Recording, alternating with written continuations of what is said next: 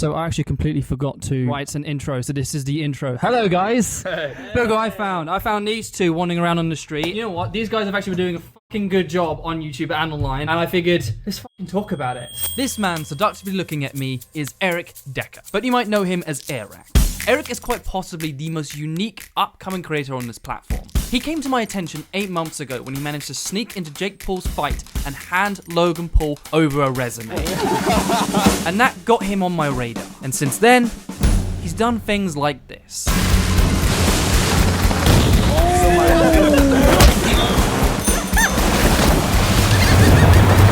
You were the first, like one of the first people to ever reach out and like give me like hope that we were gonna be able to conquer this platform. So it's cool to be here, very full circle to be sitting here with you. Here is the most interesting thing: the editing. Mac and Eric work together in editing the video. I want you two to tell me the experiences you had and the creative struggles that you had, and then also me. I'm gonna come in and be an absolute dick and roast the fuck out of your editing. Can't wait. This has been honestly kind of like a thing we've been looking forward to. Have you like break down a video and kind of point out some directions that we can like tighten some things up in is like, that's like crazy. The video I would like to talk about, delivering world's largest pizza in the world's smallest car. What these guys do in the first couple seconds is actually a really great way to grab your attention.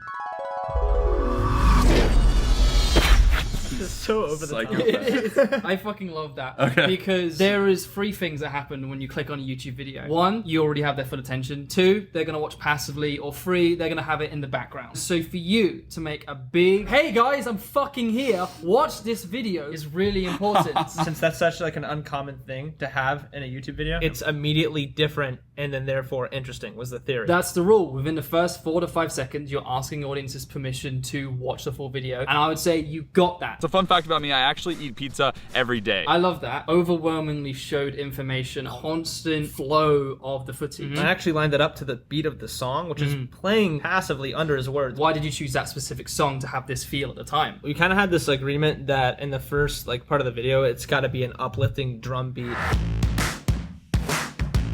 Just as like a driving metronome to stay in the video. Driving music, where there is a very clear rhythm that basically sets the pace, it sets the tone, it sets the feel. And you might even remember about a year ago when I made my own pizza restaurant called Sweet Pablo's. What also was good about there is you're calling back to those videos. So that's important for 3 different types of audiences. First of all, there's the super fans who have been there for the vast majority of your time. That's a nice like nostalgic callback. There's the passive people who've probably been kind of subscribed to you and haven't really paid that much attention. You've now told them there's other videos that exist. There's the new viewers. Here is me telling you what other types of videos that I do. This is consistent of my brand. There is a value for each type of audience. Simply mention previous videos that you've made. What we could have done better there is actually show a thumbnail from that video and give a little, hey, go back and watch this video in the future. You guys know how to improve on the video for next time. Absolutely. If I don't see the next video, I'm going to call you guys up and tell you off.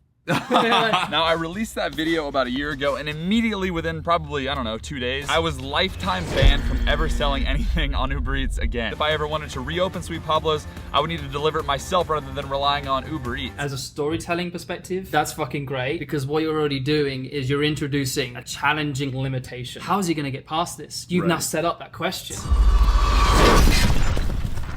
God, dude, why is my teleporter so much slower than yours, bro? I don't know. I mean, you edit these videos. I do quite like moments like that. You have moments of distraction. You just gave exposition for about 20 to 30 seconds. If we did another 20, 30 seconds of exposition, nothing's actually technically happened. Totally. And so for you to have a moment of distraction, a slight tangent to cleanse the palate, to then come back into the exposition. It almost like buys time. We're still doing 40 seconds of exposition. We're doing 20 seconds with a 5-second interruption that allows us and gives us permission from the audience to do another 20 seconds. Yeah. You definitely need a competitive advantage for sure. And you guys know if I'm gonna do something, I wanna do it big. Really big. The biggest. That is actually brings on to my first problems now. We're going downhill from here, boys. Here we go. We're going downhill from here. We had something new around here, and then 3 seconds later, you go on another tangent. Sure. The risk is actually breaking momentum too much. You don't progress fast enough. I would have personally cut that out to therefore re-engage momentum. So the plan is simple. And this is the shit I can't fucking do. That's After the shit. Effects, baby. That intimidates me. Graphic design, visual effects. I've never dabbled in that. And if Logan told me to do that, I wouldn't fucking know what to do. There is actually one thing in this. When I first saw, I went, no! Oh my god. Deliver the world's largest pizza. Now, Eric, I got a question. That fucking vinyl sound. The record scratch? The record scratches. Record scratch is stale now? They've been stale for 3 years. Oh. They're almost as stale as, wait, have you ever used a SpongeBob time card? A few moments later. You guys used to use them all the time. We used to use them all the time. So, like, I am being incredibly hypocritical. Cutting to memes in general is always a risk because, again, let's say you cut to the meme of the week. Let's just say the Harlem Shake. It'd be brutal to cut to now. Yeah, but that's the point. What that now means is if someone watches this video a year or two later and you play a meme that was relevant of that week 2 years ago, that has now aged the video to that time period. No more record scratch, dude. Even if nobody else cares, dude, just for you, we will not use that anymore. Please, okay? But here's the bit I do really like about this. And 2 for the reopening of Sweet Pablo's. This, countdowns. Audiences have a very difficult understanding of progression of time, and so you need to handhold them as much as possible. The fact that there is a consistent moment where you show 1 week before delivery, 1 day before delivery. You have to give the audience a sense of time and direction. You have to tell them like this way, this way, this way, this way, and constantly be, and you'll see like as we go, there's always like graphs or countdowns or something to like help them understand. We were conducting Einstein level equations to find out if this pizza would even fit in the oven. All this being said, do you think like there's a chance that this is possible? I think we could do this. What would you think would be more interesting? The fact that he answered that question, or you cut away before he answers the question? Dude, that's crazy. He has now said, I think this can be done. The stakes have been lowered. You guys have had a victory. The doubt is now being removed. I think we would have shot it the exact same way. It's all in the post-production cuts of like, I'm going to decide not to show people his answer. There was a bit of a momentum break here. Oh, let's watch. Back to our delivery vehicle. William. So you've set up some driving music. It's kind of got a bit of tension here, and it's got create some good momentum. It's really good to see if we can keep that up. I would need to get a rack installed on my smart car. And then there was 4 seconds of silence. Yeah, dude. How do we let that 4 seconds? I don't know, dude. I feel like this whole scene right here could be cut. There's probably 2 minutes right here that could just be completely cut. Like, it could cut right to the guy at our car. You know, maybe drilling it to here, but this guy's pretty weak. Again, it could have started right here. Maybe makes this guy stronger. Maybe Cuts. Yeah. Make this guy stronger. Yeah, you could totally do that. You almost got it there. I think the joke you were trying to get through, the fast cuts, yeah, you could do that. You move on. My suggestion there would have been maybe even grab some drill sound effects yourself. Isolate that sound to be the only thing you potentially hear. 1, 2, 3, 4. Guys, I've done it. This beat of the story and the length it had does not justify its presence well enough for how long it takes to get to that point. So for the next hour, the Rack guys installed the rack. In the meantime, I wanted to remind you guys that we're trying to get to 1 million subscribers by the end of the year. This is unfortunate because you've now had the weakest scene of the video prelude to a subscribe call to action. It is the weakest scene in the video. And then you ask people to subscribe, they're gonna go, who the fuck do you think you are? Yeah. I'm not gonna lie, this has been a very eye-opening. educational, And what this is, I am giving these guys a masterclass, which is what I'm actually providing to my Indiegogo supporters. This is what to expect on the masterclasses, and more will come along soon, so stay tuned. Cheaper than a crane. Yeah, definitely cheaper than a crane. Yeah.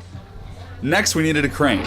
I have another little project for you The guys. joke almost hit there. Yeah, it's a little bit off. What I think happened is you saw the shot of Tanner Fox and you saw the value or what it means of a big popular YouTuber cameoing in the video. This is a murder your darlings point where it would have been quicker just to move on to the joke. This is cheaper than the crane. Then we needed the crane. Bang. Definitely cheaper than a crane. Next, we needed a crane. I have another little project. But instead, you guys held on to the shot because you saw more value in revealing his cameo, despite him never actually saying or doing anything. It's great that he's in the video. He doesn't contribute anything. Cut him. Our delivery car had reached its final form. Held that too long. I Boom. think actually it was the music didn't hit as hard as I would have liked it. So my suggestion would have been here. It's hit a final form. And then you move on. Our delivery car had reached its final form. If there is a moment you need to highlight, find an opportunity in the music track to swell up and emphasize and highlight this reveal. Slice by slice, we took the pizza from the kitchen into the box, and everything was great until we got this call. Hello, this is Keith of the Crane Company. Keith, what's up, brother? Hey, brother, I'm waiting on you. That was a good opportunity to break up the momentum there. So actually a brief moment of pause to then reveal the aggressive change in tone. So you're saying split, take all music, everything out. Have like maybe in a beat of black and then a voiceover going, and then this happened, and then we then reveal we now have extra pressure. This now feels completely fresh because everything's now been pulled back. And now this is great because you now have a countdown. There's extra tension, and you're now emphasizing it with the visual storytelling of just that countdown. Let's run the reveal. Cut. Move on.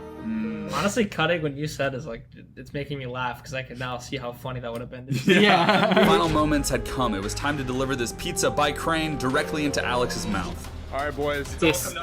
You set up a motivated cut here. You set up that justification, but then didn't cut to the montage. It's time to deliver this pizza by crane directly into Alex's mouth. Bam, and then you cut to the montage. Cut that whole thing out. Keys right here for Alex to unlock his birthday pizza. This then would have been a good opportunity for you, and then bring in that swell of music, therefore justify these fucking fantastic shots. Directly into Alex's mouth. And this was nice. You kind of just allowed people just to have a bit of a banter between themselves. You let what happened on screen to kind of just happen a lot more naturally and organically. This is just a nice moment for Alex Warren to have. It's great for you as a strategy because you're now providing Alex Warren content, and that's what makes it so effective. He now makes a video out of this, and you've now made a video out of this. That's a nice convergence. There it is. There's a beautiful reveal of the pizza. It's a great payoff, and there we go. There is your money shot. Hit the fucking subscribe button. No, that's great. That's great. That's the climax. Everyone has now enjoyed the video, and there we go. That's you hitting the subscribe call to action at a good moment. There you go. You've hit the money shot. Fucking subscribe. Yeah. We wished Alex his final happy birthdays, packed up our pizza, and then... Woo! Pizza's delivered. They didn't eat much of the pizza, though. I don't want to waste pizza. I feel like we go give it away. The video's wrapping up. The video is ending. Let's get out of it as quickly as you can. And so for you to be actually kind of making a relatively, unfortunately, disappointing or underwhelming wrap-up means I'm not as satisfied with this video because it kind of drags, unfortunately. So with that, what have you guys learned? By God, Hayden, I'll tell you this. I've learned everything from don't use the record scratch sound effect all the way to something that I think all along is what we've been learning through this journey. The audience wants to be there and they want to be pulled through. They don't want to be hitting walls that you actually hit making the video, you know? Yeah. And everything in between, man. This has honestly been like a crazy experience. We're gonna go back and like have to have a whole rehash on this because it's a lot of value. And if you can sell this, I don't know what do you guys buy it now? What are you doing? As of now, they're currently sold out, but more classes will be available soon. If you didn't buy it, you messed up. I think that's pretty much it. I'm leaving. Oh, this guy. That's pretty much it. I'm leaving. Hi, hello. This is editing Hayden here. Now I've just watched the video back fully for myself for the first time, and I've realized this is only a 13-minute video, but me and Eric talked for over an hour. I have cut out so much because I wanted this to be a short, quick, optimized video, which is interesting because there's still so much I can show you. So if that's the case, I ask you guys, how would you feel if next week I show a podcast version, a full, more or less uncut version of the entire hour that me and Eric talked? And what this means is you get the full real-time experiences that we had when filming. So if that is what you guys want, comment below saying release the full cut. And if I get 100 comments that says release the full cut, that's what I'll release next Saturday. But overall, if you have made it this far in the video, thank you so much. Please make sure you're subscribed, and I'll see you next Saturday. Running through the city till I drop.